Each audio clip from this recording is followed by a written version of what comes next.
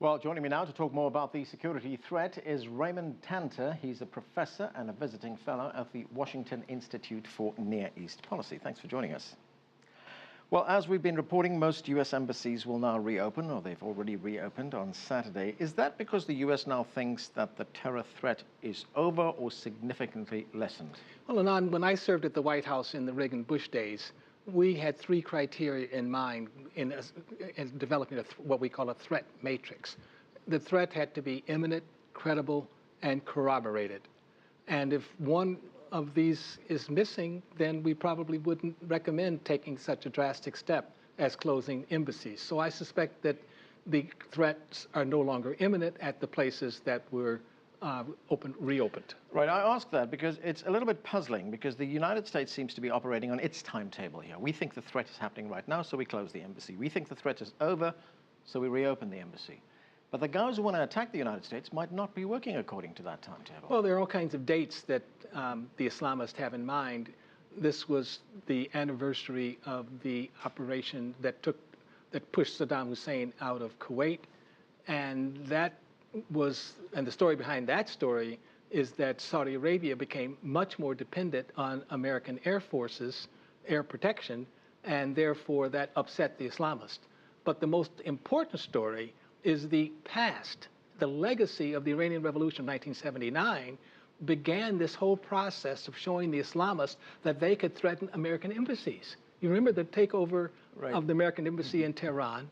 That taught the Islamists all over the world that embassies are soft targets, they're vulnerable. And all of a sudden you had the Islamist takeover of Iran itself. There was a Mujahideen takeover from the Shah of Iran, but the Islamists under Khomeini took over that one. Also now, given the security that is maintained in the United States, the embassy has become a soft target, as you point out. It's also a very symbolic target to attack the United States in that way. I'm going to ask you something else, and that is the closing of these diplomatic posts appears to have caused controversy here in America. I mean, questions are being asked whether did the United States overreact by doing this? Did it, as some have been suggesting, make the United States look weak and hand a propaganda victory to Al-Qaeda? Yeah, I think that you could say there was a propaganda victory for sure, because if you look at the Islamist websites, they're claiming victory. On the other hand, Peter King, representative Republican of New York, and various other members of Congress on the Republican side have not criticized the president. They have not said this made, the ones who know, the ones who have seen the intelligence are the ones who support the particular decision to close and reopen the embassy. Right, we did have a congressman from Texas there who said that, well, he went as far as saying that this closure made the United States look like a bunch of cowards. He's not on the Intelligence Committee. Right.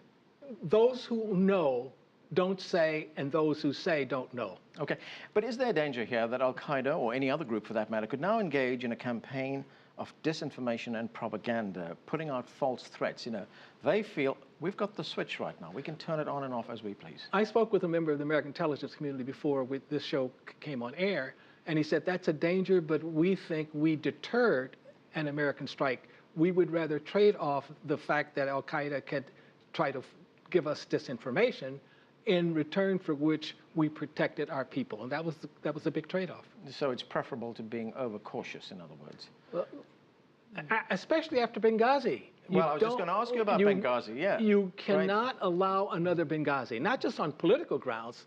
Ambassador Chris Stevens was an honorable man. He was there in Benghazi.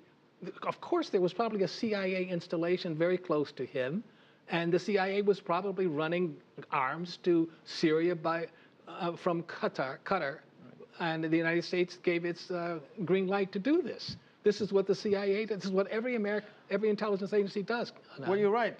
The ambassador was not a politician. He was a diplomat. But it became a political issue here in Washington. Yes, quite rightly so. It was a political issue.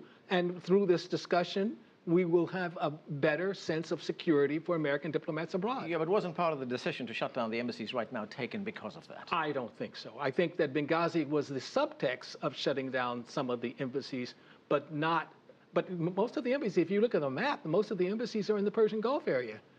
And the ones in North Africa mostly are not shut down. But Is this going to become a fact of life now? Are we going to see embassies being shut down, consulates shut down, the American diplomatic work being disturbed from time to time because of threats? I don't think so. I think that our intelligence will get better and better in deciding what's disinformation on one hand and what is not.